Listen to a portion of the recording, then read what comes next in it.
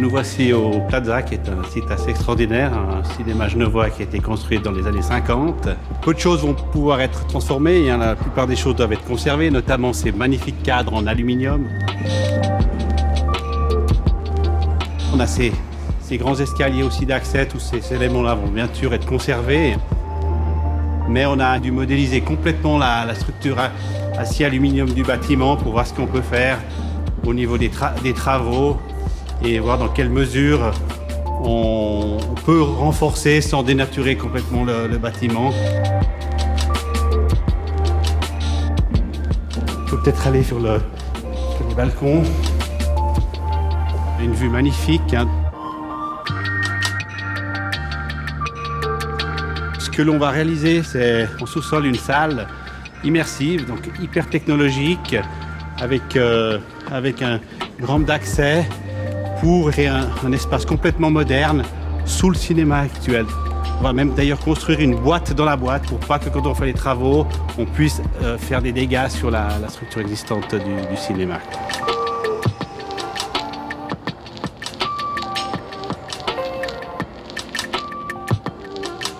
Je m'appelle Nicolas Sengen, donc j'ai 52 ans.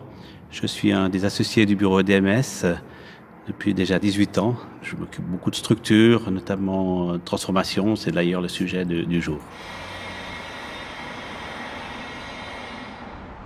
La transformation, en fait, il y en a de tout ordre. D'abord, tout dépend du bâtiment à transformer. Si c'est un truc moyenâgeux, si c'est une tour métallique ou un bâtiment du genre du Plaza. On profite de ces rénovations pour les remettre aux normes. Mais après, ce qui est très intéressant, et ça c'est notre approche en tant qu'ingénieur par rapport aux architectes, c'est comment il a été construit et respecter son âme, sa structure. C'est qu'il faut d'abord comprendre le bâtiment. C'est vrai qu'au départ, on a besoin, si possible, d'avoir des anciens plans. Si on n'a pas de plan, parce que c'est souvent difficile, on va essayer de faire des sondages, puis après il y a la connaissance et l'expérience qui nous fait qu'on comprend comment c'est construit avant de réfléchir en termes de projet.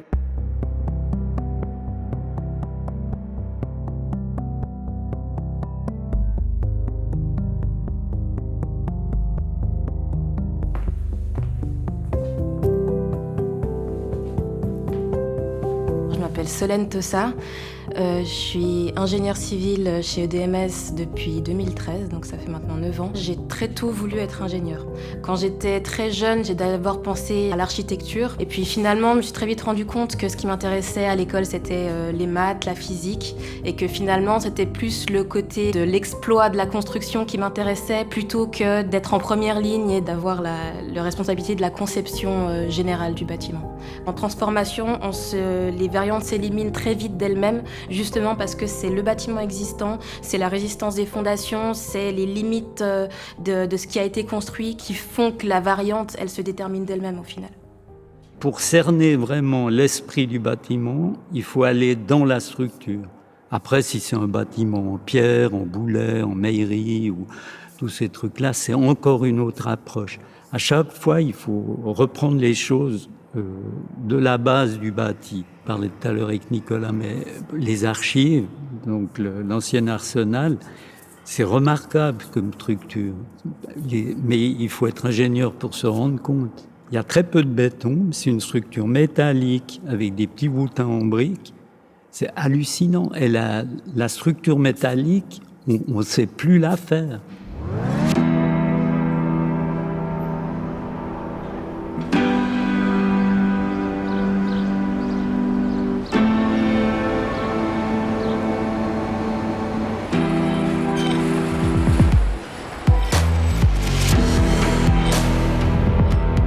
Je m'appelle Bruno Costa, je suis l'ingénieur civil pour le bureau EDMS pour ce chantier. L'hôtel des archives, le projet, il se compose en 3 parties. On a les dépôts où on va abriter les archives d'État proprement dit. On a les accès qui feront la liaison entre les dépôts et le bâtiment de l'Arsenal. Et la 3e partie, c'est le bâtiment de l'Arsenal qu'on transforme en ce moment.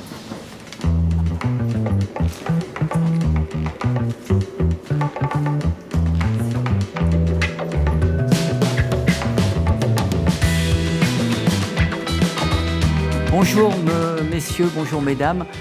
Je profite de la présence du conseiller d'État et de monsieur Flukiger. Je suis un livre de peu d'importance. Comme vous pouvez le remarquer à ma couverture, ça fait des siècles que j'erre d'étagères en bibliothèque. J'ai même échappé une déchetterie.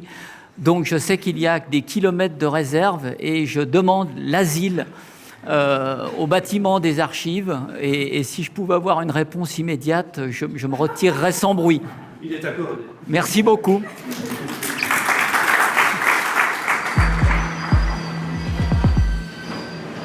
Donc l'approche de cette transformation est quand même un grand respect de son histoire et de mettre un peu à nu sa structure originelle finalement. Et là on voit les colonnes en fonte, anciennes colonnes qui soutiennent les poutres rivetées qui elles-mêmes soutiennent le plancher poutrelle à voûtin formé par ces petites briques qu'on devine au plafond. Il y a vraiment une volonté de laisser vivre l'histoire, son patrimoine.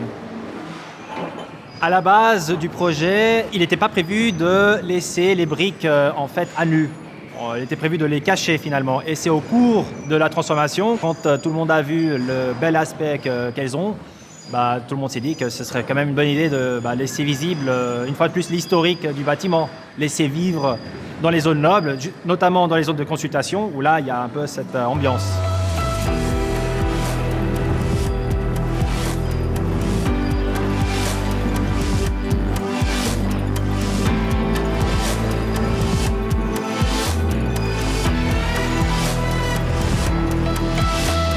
On aura au rez-de-chaussée des salles de consultation.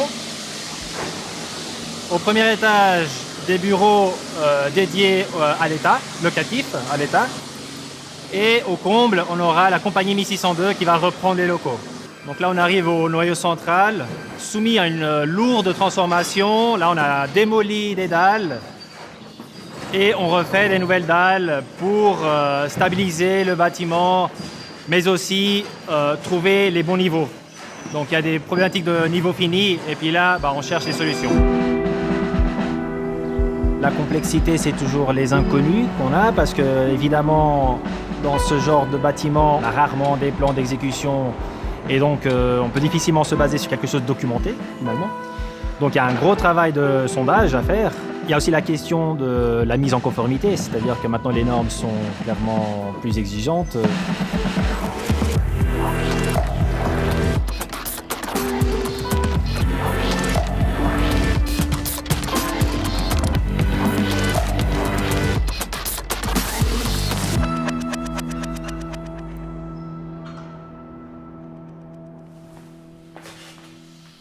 Sébastien Batardon, donc je suis ingénieur civil, je suis chef de projet chez EDMS depuis 2008 et fondé de pouvoir depuis 2019. Je dirais que c'est pas le métier d'ingénieur en soi qui m'attire au début, c'était plutôt le domaine de la construction que je trouvais intéressant parce que concret, disons l'utilisation de la technique pour des choses, pour construire quelque chose de concret. Alors quand on transforme, on doit vraiment travailler en utilisant ce qui existe déjà et puis après d'adapter du coup la transformation ou la nouvelle structure ou la surélévation selon le projet qu'on a. Et plus on va être cohérent par rapport à l'existant, plus ce sera intéressant du point de vue des coûts, du point de vue développement durable, quoi. Des surprises, il y en a toujours, plus ou moins grandes. On essaie justement, le but des phases d'avant-projet, c'est d'éviter d'en avoir trop. Donc c'est que quand on vient vraiment déposer les finitions, démolir les éléments non porteurs du bâtiment, qu'on fait des découvertes. Dans la transformation, il faut être un petit peu flexible. Il faut s'adapter un petit peu à la dernière minute parce qu'on ne maîtrise jamais tout complètement. On est convaincus qu'effectivement, une bonne ingénierie, c'est une ingénierie globale. Un bon projet, c'est un projet global qui tient compte de tout le monde. Il faut tous se mettre autour de la table et puis échanger, puis être interdisciplinaire. Il faut qu'on parle, il faut qu'on se comprenne. Puis avec ça, on arrive à effectivement des projets de qualité en ayant intégré toutes les problématiques des uns des autres. Puis c'est vrai que nous, on est assez critiques au niveau du bureau où on aime bien comprendre ce que les autres spécialistes ont besoin, quelles sont leurs attentes. Il faut un petit peu faire bouger les lignes pour faire des projets intéressants. Puis c'est de là qu'arrivent des solutions de qualité en général, quoi.